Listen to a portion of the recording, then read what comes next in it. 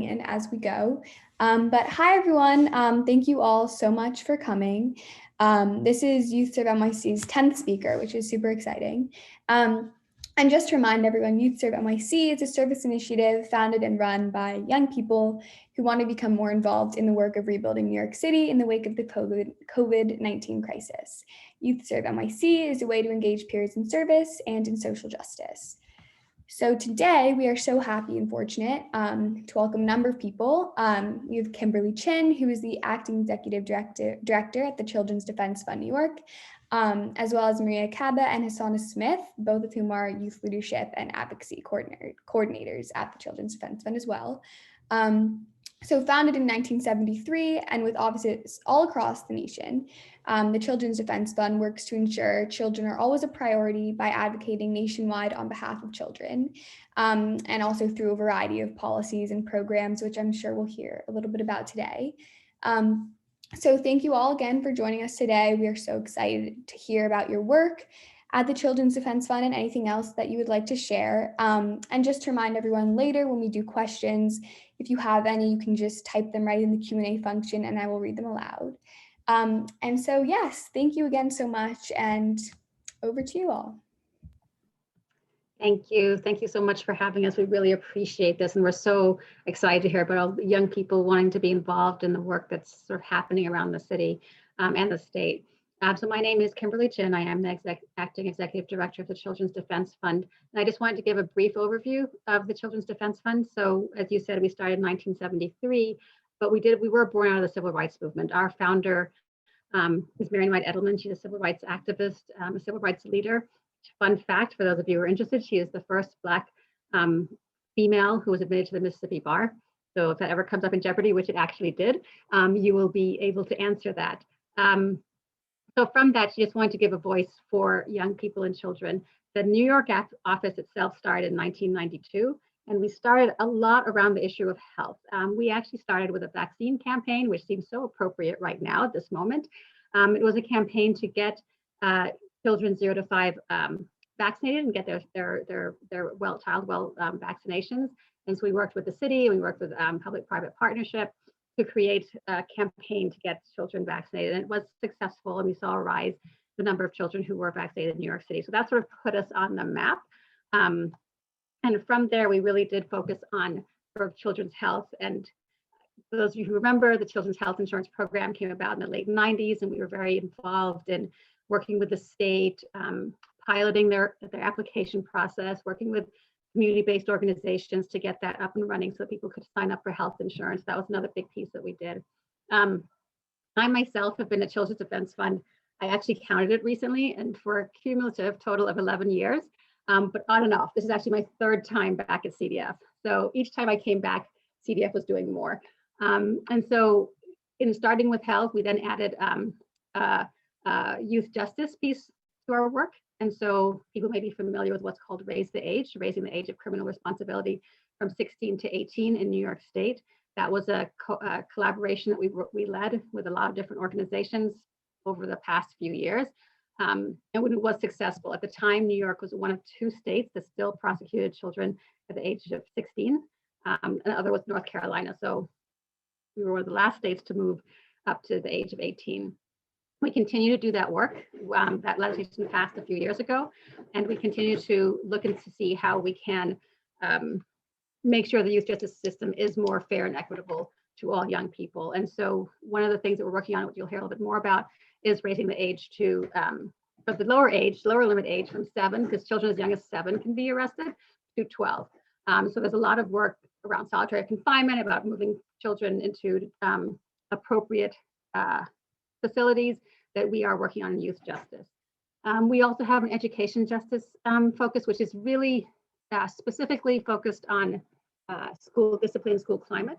With the COVID, we've expanded a little bit, but it really has looked at sort of policing in schools, the push out rate of Black and brown children, the suspension rates that affect young people, and it's primarily in New York City. So that's a lot of the work that we have been doing in the city around education justice. We also have a poverty piece where we look at sort of the rates of poverty. We are pushing a bill, which you also hear a bit more about, on child poverty and reducing child poverty in New York State in the next couple of years. So that's something that we're also focused on. Not finally, we also work on child welfare issues, especially with COVID, when we had the potential loss of parents or guardians and potentially people going into child welfare. Those are issues that we sort of want to look at. And finally, we do actually some work around immigration. And the immigration piece is not something that we have one person focused on. So every other piece that I mentioned, we do have sort of a lead, expert lead on that. But it turns out that most of us in the organization have done some work around immigration. So if in the last couple of years, there were a lot of immigration related legislation or rules or regulations that had a huge direct impact on children. And so we actually felt the need to make a comment on those. So although we don't have sort of a per se policy lead on this, we always made sure that we came together as a group and sort of thought about what we needed to say about how whatever the given regulation or rule, how it would impact children and families who are immigrants. So that is sort of a very, very brief overview of our policy work. I'm going to turn it over to Maria and Hassanah, because they're going to talk about the program work that we do and how they integrate our policy work into that. So I think Maria is next. Yeah, thank you so much for having us, Eleanor. So as Kimberly mentioned, a huge portion of our portfolio really does concentrate in the policy advocacy component, but we also do have a program. And so Hassanah and I, we have the privilege of working with some incredible New York City youth through the Beat the Odds Scholarship Program. And so the Beat the Odds Scholarship Program is a college readiness, leadership development, and advocacy program. And so we accept our young people during their sophomore year of high school, and we work with them the last 2 years of their high school journey. And so these young people are remarkable, passionate, fierce, resilient youth that are faced with some form of adversity. That adversity looks different from young person to young person, but just to give you some examples, ranging from young people struggling with their mental health, a young person that might be undocumented, a young person that might have encountered the criminal justice system, a youth system involved young person. And so nevertheless, regardless of whatever adversity they're faced with, they're extremely committed to their education and their community.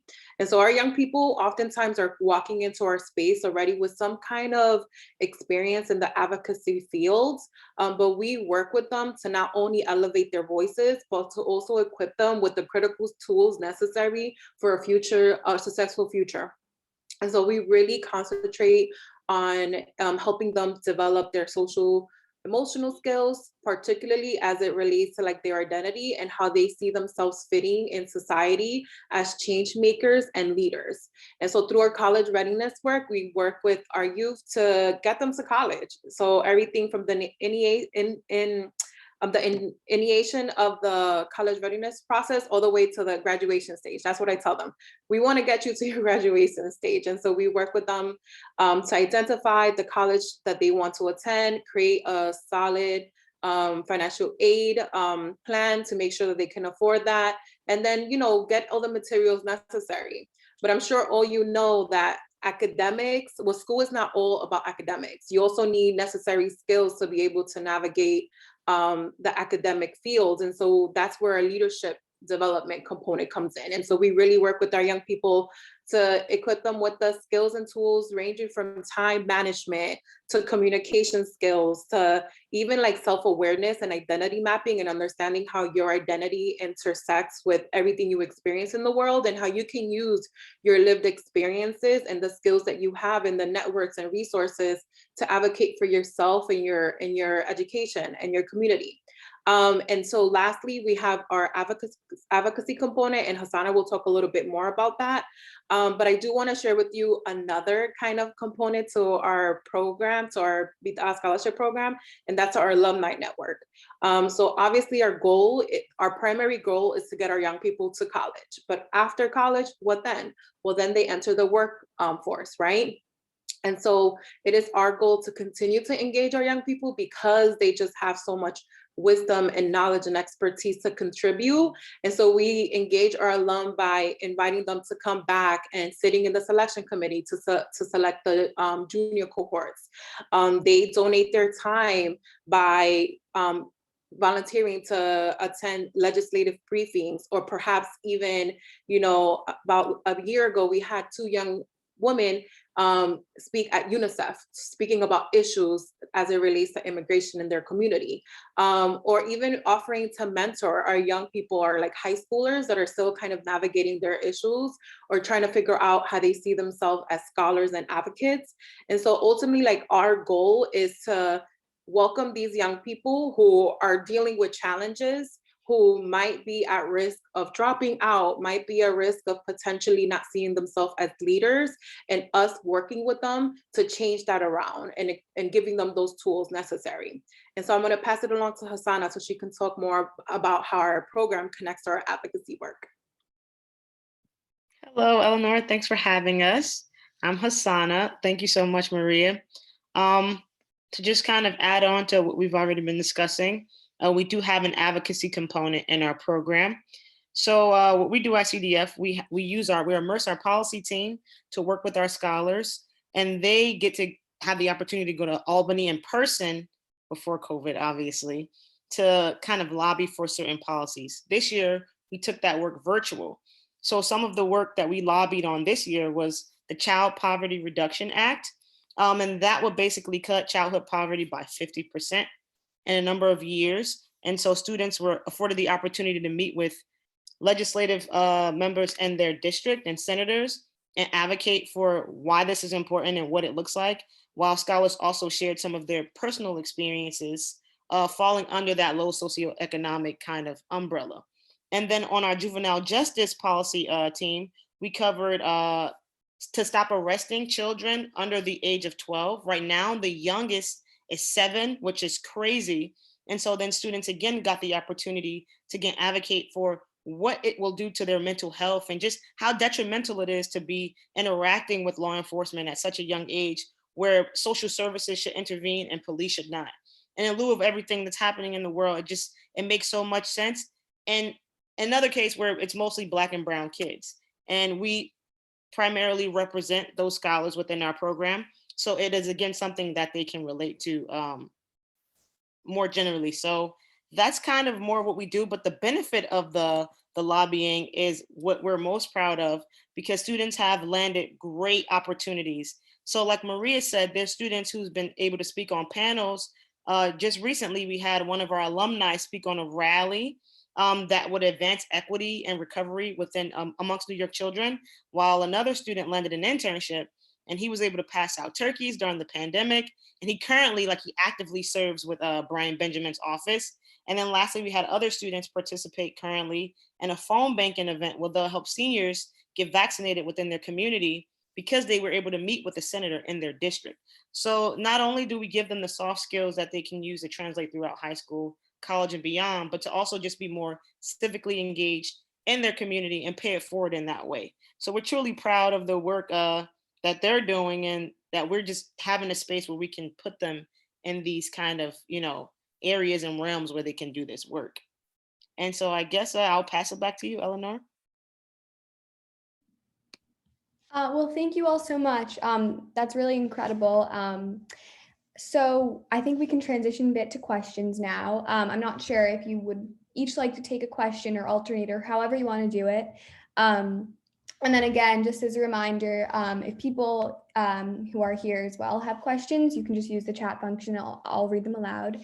And so the first question is more about you. So how did you all first get involved with the Children's Defense Fund? And you've talked about your various roles, but if you'd like to elaborate on that as well. Sure, I'll go first. So I got involved with Children's Defense Fund. I finished graduate school, and I was working with the program. So I'm from New Jersey, actually. So I was working in advocacy and movement building in my hometown, Newark, New Jersey, and I wanted to just immerse myself in the work more. And I actually read a book by Marion Edelman's husband, and that's where I learned that CDF existed. So I started doing research and started networking, and then they were hiring, and so that's how I got to CDF. And I think did I cover everything, or? Okay, awesome. And I guess I'll pass it to Maria. Yeah, sure. So prior to joining the CDF team, I was doing some organizing work around immigration justice in Brooklyn, Sunset Park. And so like I grew up undocumented. I came here at a really young age. I didn't know that I was undocumented. And so that really much fueled my passion to advocate for my community. And so in that work as the director of outreach for Atlas, actually the prior BTO coordinators connected with Atlas because they wanted, CDF was looking for support specifically for their undocumented students. And so that's how I found out about CDF and the BTO program. And I fell in love with the BTO program, that I was like offering my help. And then miraculously, 2 months later, the position opened for BTO coordinator. And so I just, that obviously it wasn't even a thought, I immediately applied.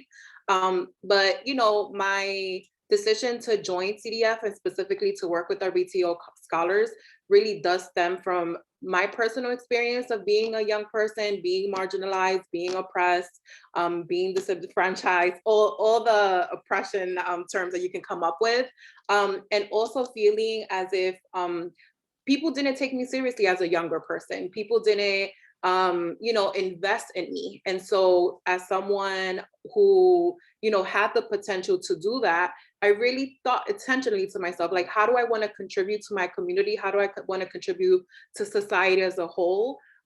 Is there any way that I can look at my lived experiences and ensure that young people moving forward do not have to experience the same injustices I experience? And so that's why I'm at CDF, and I love the fact that I get to, you know, realize my life goal through this work. So I don't know, Kimberly, if you want to add anything. So I'll try to be fast. I'm much older than everybody else here, so it was a longer journey.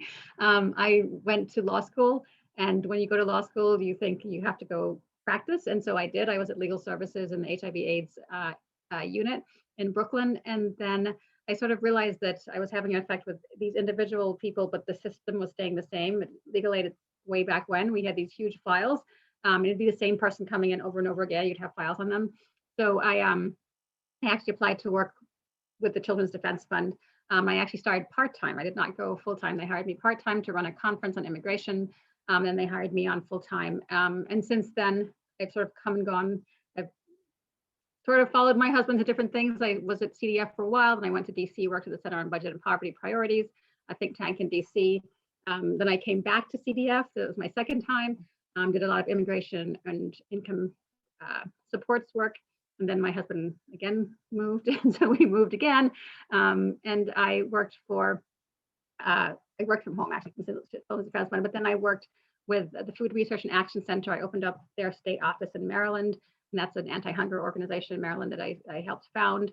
And then I went to Atlantic Philanthropies, a foundation, various other things, and I came back to Children's Defense Fund. This is my third time around, total of about 11 years in all. But I absolutely love the idea that CDF works with children and does it through their policy work and their program work. Great, thank you. So I'm going to ask a few more, and then I'll get to the ones that are in the Q&A function. So your website mentions your various headquarters or offices across the nation, including in Washington, D.C., California, Minnesota, and of course, many more, and here in New York. Does your work differ at all across the country? So I'll just take quickly on the policy side that we do try to have sort of a unifying theme, obviously, of working with children, but on a state level, everything's different. Your legislative sessions might be different. The things that our priorities might be different. In our New York office, the things that we are working towards are going to be incredibly different from a Texas office, that they don't have health, you know, a lot of healthcare for children, and you know, they have created barriers. Whereas New York, you know, we have some of that, but there's still so much more to do. So it's different because of the different states that we are in. And I'll let the program people talk. Yeah, very similarly to the policy, the program does look drastically different from state to state. The same way, like the different policy areas differ, the needs of the community differ from state to state. Also, the capacity of each state office looks different. And so I would say that the New York office has the most comprehensive Beat the Odds program. And then it looks differently from state to state. Great, thank you. Okay, the next question is, what kinds of other organizations do you partner with, and how do you choose which organizations to work with? So because we are a small office in New York, there are 8 of us total in the office. The work that we do can't be done unless you work in coalition with groups. And so we have traditionally always worked with like-minded organizations that are also as small sometimes, and it gives us so much power to work together, and gives us lots of different resources from different organizations. So it generally is organizations that are like-minded, or that are complementary. I see somebody sort of asked about housing, that, we don't necessarily have a housing expert, but we might work, if we're working on a lead campaign, we might work with the housing advocates to talk about lead. So we definitely are strategic in thinking about who our partners are, but we definitely have to work. We always work in collaboration with different organizations. Yeah, and what I would add onto the program piece is that, like, Hassanah and I are only 2 people, and we're the 2 people that run the scholarship program, and there's no way that we can fully address all of our young people's needs with just 2 people. And so we really do lean on just our community, other community organizations. And so we really look at, for example, we don't necessarily have a homelessness portfolio, but we have so many BTA scholars that have experienced homelessness. And so Hassan and I are constantly calling our partners who do have that expertise to help our young people navigate those issues. And so we really just look at organizations that have the expertise, that have the capacity, and that are very mission driven, and that are in line with our mission and our vision for our community.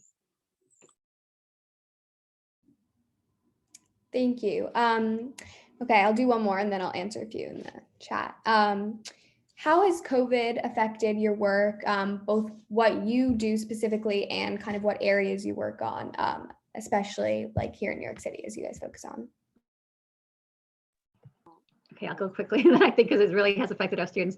Obviously, we are all on Zoom, and so our Albany week this year was all on Zoom, which was actually could be good because we actually saw more elected officials than we would have when we were actually in Albany in the past 2 years. So that was something. And also, obviously, on our policy side, we definitely, because of the increase in health disparities that you saw that have always been there, always been underlying, but it was more exposed. It was sort of the Black and brown communities in New York City that were most affected by COVID, especially at first. And then also the economic crisis definitely exposed once again the systemic disparities among communities in New York City and New York State. And so we actually have really focused on that. One of the things that we are working on is a racial impact statement, sort of looking to see, hoping that the legislative bodies will look to see how any rule or regulation or law that is passed has an impact on racial equity. So that's one thing that has definitely changed. Let me turn it over to the other 2. Sure. So I guess I'll take this one. COVID has changed the program in many ways, but versus meeting in person, which is what we did mostly, we've like literally matriculated everything virtually.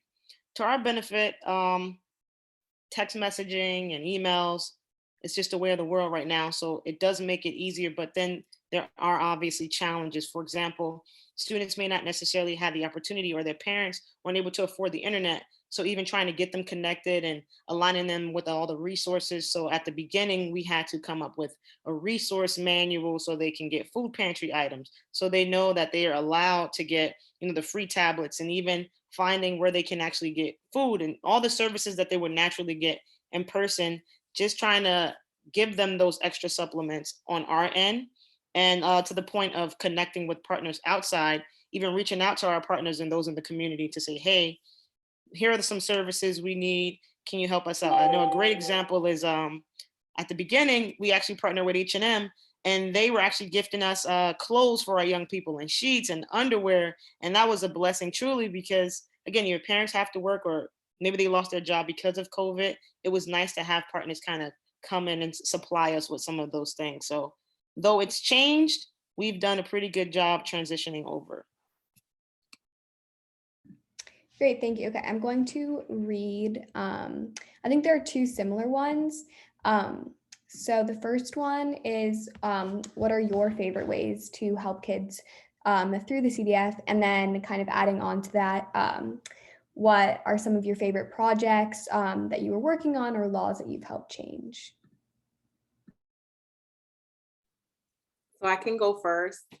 So as I mentioned earlier, the way I found out about BTO was that the two BTO coordinators at the time came and told me about the Beat the Odds scholarship program and how scholarship recipients, our BTO ambassadors, had a mini documentary created to showcase their kind of life, their journey. I fell in love with that, like instantly, because I believe in the power of storytelling. I believe in the power of reclaiming your narrative and using that as an advocacy tool for yourself or your community as like a whole. And so my favorite part of doing my work is I get to work with young people that haven't necessarily gotten the chance to tell their story from their perspective and support them, give them the tools and the skills necessary to be able to tell that story, to be able to frame it in a powerful way, and then connecting them to like our policy advocacy work, connecting them with different opportunities where that story can directly lead to a policy or law change. So for example, last year before, well, sorry, it wasn't last year, I'm so sorry. COVID really messes dates up for me. But the last time we went to Albany, which yes, it was actually last year, before the DREAM Act passed, we had young people who were undocumented, who shared their story, right? We helped them prepare for that meeting. And, you know, by that session, the DREAM Act passed in New York. So was that the only kind of tipping point that, you know, allowed for this bill to pass? No, it was different stories that young people went and shared with their elected officials. But to know that we helped a young person prepare that story and connect with their elected official that ultimately led this bill to pass, I feel like makes me feel so happy every single day that I go to work. Thank you. Okay, so I realize we're a bit short on time. So I just have two brief questions. So this one is just, I wanted to briefly ask about the child tax credit that's in the news right now. I was just wondering if you could talk a little bit about it and any work that you're doing with it, or if you could just explain it a little or anything like that. So just briefly, we have a national organization, as you know, and so in DC, we are definitely supporting the changes to the child tax credit that will increase the ability for parents and families to access increased funds. I'm not sure, but there was supposed to be sort of a monthly advance, and I know the parliamentarian took out the $15 minimum wage piece of the bill. I'm not sure if that part came out or not, but regardless, even if that does stay in or not, we are definitely very supportive, obviously, on that level for the child tax credit. And we continue also on the state level to push for New York to also increase the child tax credit access for families and children. Great, thank you. Okay, so this last one, what is your advice to young people like us who want to get more involved in more public service work? And in your opinion, what are the best ways to do this? And what general advice do you have to people who are very committed to the city and to helping vulnerable New Yorkers? Okay, for starters, start right in your backyard. If you look up who your local assembly person or council representative is, that is the best way to get started. It's something we expose our young people to and also encourage them to do. The benefits, again, internships, you get the experience, and especially in times of COVID, there are a host of things you can do virtually. So you can participate in phone banking to help the older population get vaccinated. You can see how to direct people to direct services, whether it's food pantries, whether it's clothing, just the basic needs that folks need. And if you know you're okay, if your parents are okay with you actually doing the real boots on the ground work, try to see what mutual aid groups in your community are looking for help, and you can kind of extend a hand that way. And that's ideally the best way you should pay it forward, or you can pay it forward. I have two quick tips. The first one is to stop fearing, stop doubting yourself and your ability to be able to lead effectively. Oftentimes we compare ourselves to folks that have years of experience, that have, you know, perhaps maybe degrees or what have you not. Everyone has a starting point, right? And so as an example that Hassanah just gave of potentially acquiring an internship with your elected official, you're going to get trained. You're going to get trained. You're going to have a supervisor that's going to help you, right? So stop doubting yourself, and stop having your fear. So that's the first one. And then the second one is just ask. Just ask. There's so many spaces. We actually didn't get a chance to talk about our internship program, but we have an internship program. And there are so many spaces that are eager and willing, and excited to be able to work with young people, but you're not going to be able to get to become aware of that unless you ask. So those would be my 2 tips. They said it all. You also just ask, don't be afraid. Great. Well, thank you all so much again. And thank you to everyone who came. This has been recorded, so there will be a recording on our website, and I can also send it around. And yeah, thank you all so much for coming, and thank you guys for doing this as well. Thank you Thank so you much for for having inviting us. Take care. Yes, take care. Bye.